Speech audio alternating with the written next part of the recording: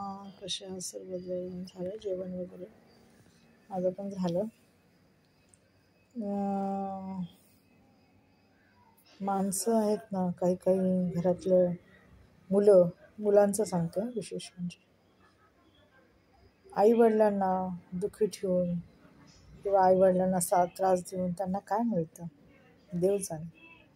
ठीक आहे, आईवडील एवढं कष्टाने वाढवतात, लहानचं मोठं करतात, प्रसंगी आपला जीव मारून आपल्या लेकराबाळाची फी भरतात, त्यांना लहानचं मोठं करतात.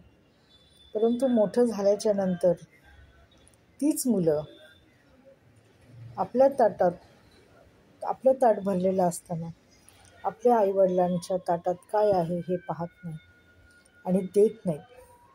एकाच घरात राहतात, एकाच ठिकाणी राहतात, परंतु आईवडिलांना घे म्हणून पण बोलत नाही.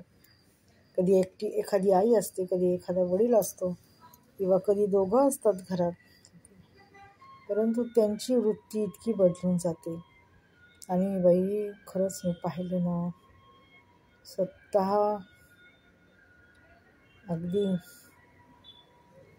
टमाटमा खातात पटापटा, परंतु कोणाला देत नाहीत. मग जर त्या आईने तुम्हाला खायलाच नसतं घातलं आणि लहानाचं मोठंच केलं नसतं तर तुम्ही काय केलं असतं? पण त्या आईने अर्धवट पोटी राहून तुम्हाला लहानचं मोठं. कधी कधी माझ्या घरात पण अशा गोष्टी घडतात आणि घडलेल्या आहेत. दुसऱ्याचं काय सांगू मी, ओके. तर लेकरांची मनं ही दगडासारखी घट्ट होतात आणि ते आपला स्वतःचा संसार पाहतात. असं प्रत्येक घरात आहे, प्रत्येक ठिकाणी आहे. तर मला एकच सांगायचं आहे की कालांतराने ते पण म्हातारे होणार आहेत. त्यांची ताकद अशीच राहणार नाही, ते असेच तरुण राहणार नाही. ओके, त्यांना पण म्हातारपण येणार आहे. तुम्हाला जर काही देता नाही आलं ना तर देऊ पण नका, कोणी अपेक्षा पण करत नाही. कारण का एक वय झाल्याच्या नंतर माणसाला कुठल्याच गोष्टीची अपेक्षा राहत नाही.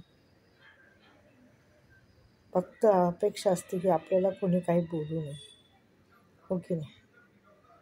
टोचून बोलू नये, घालून पालून बोलू नये, राग येईल असं वागू नये, एवढीच अपेक्षा असते, हो की नाही? बाकी काही नसतं. तुमचे दिवस आहे, तुम्ही खा प्या मजा करा. मी तर लक्ष पण देत नाही माझ्या घरामध्ये, खरंच सांगते. मी नाही विचारत.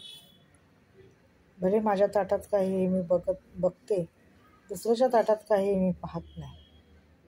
माहिती का, आज देवाने जर मला हे दिलेलं आहे तर मी देवाचे उपकार मानते की देवा धन्यवाद करते तुझा. आज माझ्या ताटात चटणी आहे तर चटणीच असू दे, तुझी इच्छा, तुझ्या इच्छेने, असं आहे बघा. आणि असं वागणं ठेवलं तरच माणसाचे दिवस निघतात. सतत आपण जर दुसऱ्याच्या ताटाकडे बघितलं की दुसरं काय खाते तर आपल्याला फार अवघड होईल, आपलं जीवन फार अवघड होईल, माहिती आहे का? तेव्हा मला सर्व आजच्या तरुण पिढीला एकच गोष्ट सांगायची आहे, तुम्हाला जर काही देता नाही आलं ना तर देऊ पण नका. आईवडिलांचं काही करू पण नका, त्यांना तुम्ही पैसे पाणी पण देऊ नका, परंतु त्यांना काही बोलू पण नका, कारण बोलण्याचा अधिकार नाही आहे तुम्हाला, ओके. त्यांना पण सुखी राहू द्या आणि स्वतः पण सुखी राहा, आनंदी राहा.